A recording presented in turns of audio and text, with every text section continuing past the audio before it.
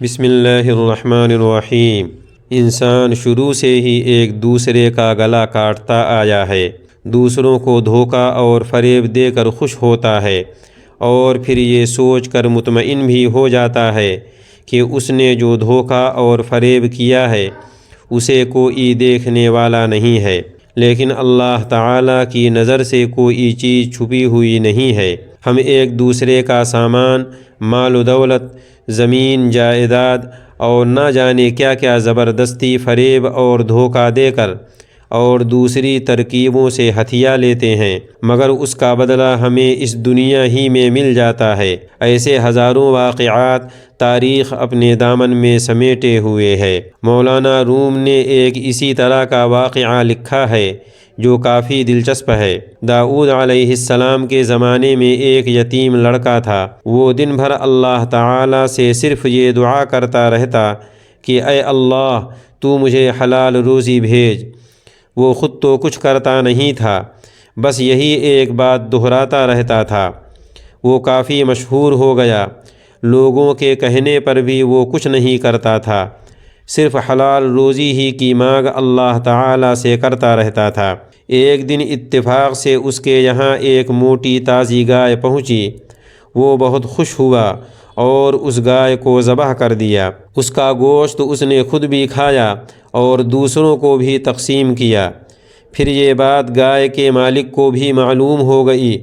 وہ لڑکے کے پاس دوڑا ہوا آیا اور اپنی گائے کی قیمت مانگی، لیکن لڑکے نے یہ کہہ کر قیمت دینے سے انکار کر دیا کہ میں تو ہر روز اللہ تعالیٰ سے حلال روزی مانگتا ہوں، پھر یہ کیسے ممکن ہے کہ اللہ تعالیٰ مجھے حرام روزی کھلائے۔ لاچار اور مجبور ہو کر گائے کا مالک حضرت داؤد علیہ السلام کی خدمت میں حاضر ہوا اور اپنی فریاد ان کو سنائی۔ حضرت داؤد علیہ السلام نے اس لڑکے کو بلوایا۔ جب لڑکا حاضر ہوا تو آپ نے فرمایا، اے لڑکے، تو نے اس آدمی کی گائے بغیر اجازت کھا لی ہے، اس لیے تجھے اس گائے کی قیمت دینی ہوگی۔ مگر لڑکے نے مسکرا کر اور مستقل مزاجی سے جواب دیا، اے اللہ کے نبی، یہ کیسے ممکن ہو سکتا ہے کہ ہر روز اللہ سے حلال روزی مانگنے والے کو اللہ حرام روزی بھیج دے؟ مجھے پورا یقین ہے کہ میں نے حلال روزی ہی کھائی ہے۔ حضرت داؤد علیہ السلام سوچ میں پڑ گئے۔ انہوں نے فیصلہ دوسرے دن پر ٹال دیا اور اللہ تعالیٰ سے دعا کی۔ پھر اللہ تعالیٰ نے ان کے اوپر حقیقت کو ظاہر فرمایا۔ دوسرے دن حضرت داؤد علیہ السلام نے لڑکے اور گائے والے کو طلب کیا۔ جب دونوں آ گئے تو اپنے ساتھ چلنے کو کہا۔ یہ سن کر گائے والے کا منہ پھٹا کا پھٹا رہ گیا، پھر بھی وہ ان کے ساتھ چلتا رہا۔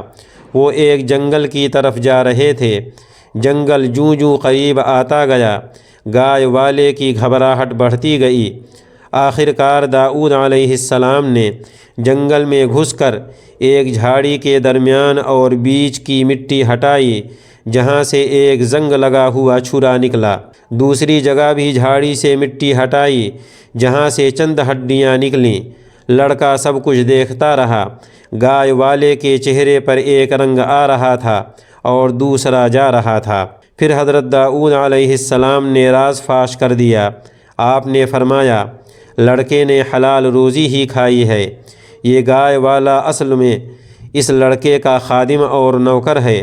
جب یہ لڑکا بچہ تھا تو اس خادم نے اس کے باپ کو جنگل میں لا کر قتل کر دیا اور چھرا اور اس کے مردہ جسم کو یہیں دفن کر دیا۔ پھر بچوں کو گھر سے باہر نکال دیا اور خود اس کی ساری دولت کا مالک بن بیٹھا۔ اس لیے اس آدمی کی ساری دولت بھی اس لڑکے کی ہوئی اور وہ گائے بھی اس کی اپنی تھی۔ داؤد علیہ السلام کی بات سن کر سب لوگوں کو تعجب ہوا۔ نوکر نے بھی اس بات کی تصدیق کر دی اور اپنے جرم کا اقرار کر لیا۔